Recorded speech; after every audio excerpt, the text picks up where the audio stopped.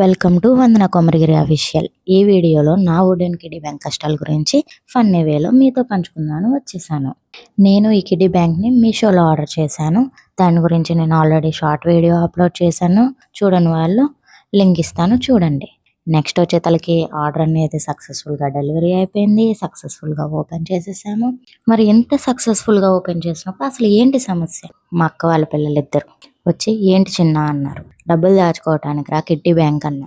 మరి ఈ 1 2 3 ఏంటన్నారు. దీంట్లో మనం 10 రూపీస్ వేస్తే 10కి ఇంటూ కొట్టాలి, 20కి వేస్తే 20కి ఇంటూ కట్టాలి. అలా వేస్తూ ఇంటూ కొడుతుంటే ₹1,00,000 అవుతాయిరా, మనం టూర్కి వెళ్ళొచ్చు అని చెప్పాను.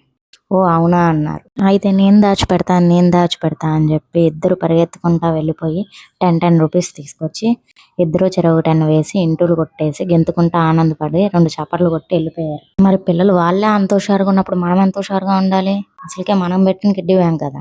నేను కూడా వెళ్ళిపోయి అంతే ఎమోషన్లో ఫ్లోలో నా పర్స్ ఓపెన్ చేశాను. 500 నోట్ ఉంది, తీసుకున్నాను, వచ్చాను, వేశాను, ఇంటూలు కొట్టాను, ఆ పూటకు అది పక్కన పెట్టాను, వెళ్ళిపోయాను. మరి ఏంటక్క నీ సమస్య సమస్య అంటూ చక్కగా చెప్తే వింటాం కదా. మేము కూడా ఏదో ఒకటి కామెంట్ చేస్తాం కదా.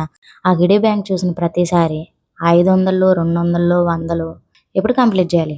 ఏదో విధానంగా కింద మీద పడి 50 10 20 అంటే కంప్లీట్ చేస్తాం. 500 అన్నీ ఎప్పుడు వేయాలి? అదే పెద్ద తలకాయ నొప్పిగా మారిపోయింది నాకు. సరిగ్గా అప్పుడే నాకు నా పాత కిడ్డీ బ్యాంక్ గుర్తొచ్చింది. ఏదో సరదాగా తిరణాలకి వెళ్ళి ఎటువంటి టార్గెట్లు లేకుండా దాన్ని ఏదో ₹30కి ఇస్తున్నారు కదా అని పట్టుకొచ్చుకొని సరదాగా వేసేసి సంవత్సరం అంతా ఉంటే వేసామండి. బలవంతంగా ఇలా ఉంటేనే వేసాం. ఆ డబ్బుల్ని సంవత్సరం అయిపోయినాక ఒక 4-5 వేల రూపాయలు ఎక్స్పెక్టేషన్స్ పెట్టుకొని పరాపరా కోస్తే దాంట్లో ₹1,200 ఉన్నాయి. అయినా కూడా బాధపడలేదండి. నేను బాధపడలేదు తెలుసా మీకు. నేను అంత గట్టిగా ఉండే నాది. అందుకే నేను ఈ కిడ్డీ బ్యాంక్కి వుడెన్ కిడ్డీ బ్యాంక్ కాదు, టార్గెటెడ్ కిడ్డీ బ్యాంక్ అని పేరు పెట్టుకున్నాను. మీరేం పేర్లు పెట్టుకున్నారో కింద కామెంట్ చేయండి. టార్గెట్ అంటే మనం చేసేది కాదు, అదే మనల్ని చేస్తుంది.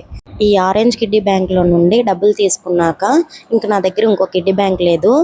ఈ వుడెన్ కిడ్డీ బ్యాంక్ ఐడియా వచ్చి దీన్ని ఆర్డర్ చేసుకునే మధ్యలో ఇంకోటి కూడా జరిగింది, అది కూడా చెప్తాను, విని నవ్వుకోండి కాసేపు.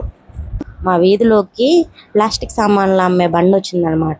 ఆ బండి దగ్గరికి మా అమ్మమ్మ వెళ్ళింది. ఆవిడతో పాటు నేను కూడా వెళ్ళా.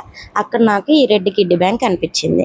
ఎంత అంటే 20 రూపీస్ అన్నారు. ₹20 కిడ్డీ బ్యాంక్ వస్తుంటే కాదంటామా? అది ఇంటి ముందుకు వచ్చి తీసుకో అంది. సరేలే అని చెప్పేసి తీసుకున్నాను.